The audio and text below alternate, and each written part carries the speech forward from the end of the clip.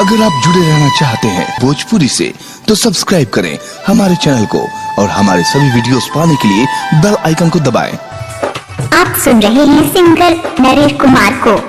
रंगल बच्चोली सखी होली में देवारा DJ Naresh DJ.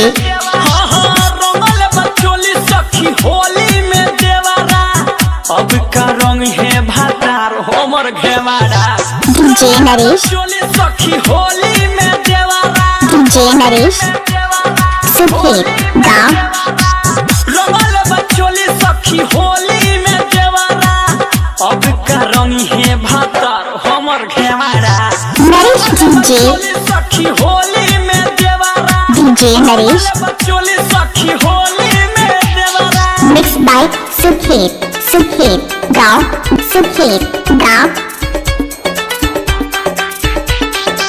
Naresh DJ Naresh DJ Naresh नसले बसारी सैया जी के सोझा कैलस हमसे बरियारी सुखेत गाँव डीजे नरेश नसले बसारी सैया जी के सोझा कैलस हमसे बरियारी सैया जी के सोझा कैलस हमसे बरियारी। आगे पीछे खटेला जैसे किलेवारा नरेश डीजे नरेश खटेला जैसे किलेवारा अब का रंग है भातार हमर घेवाड़ा। डीजे नरेश चोली सखी होली में देवारा। नरेश कुमार का नंबर है 62 65 45 64 29। सुखेत गाँव नरेश डीजे नरेश बड़ी देवरे नु खाता सैया जी खैला बिना लालाता डीजे नरेश खैला बिना लालाता डीजे नरेश पुआ देवरे नु खाता सैया जी खैला बिना खूबे लालाता सैया जी खैला बिना खूबे लालाता।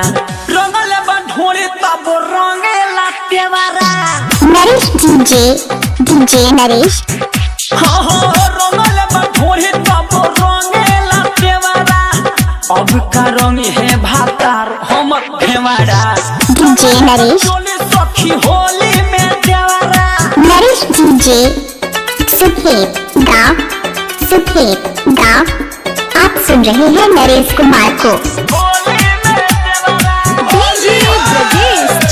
रंगल बच्चोली सखी होली में देवारा। नरेश डीजे सैया के लाज न लागल देवरा शराबी रंगल से चोलिया के गागल डीजे नरेश रंगल से चोलिया के गागल डीजे नरेश सैया के लाज न लागल देवरा शराबी रंगल से चोलिया के गागल देवरा शराबी रंगल से चोलिया के गागल।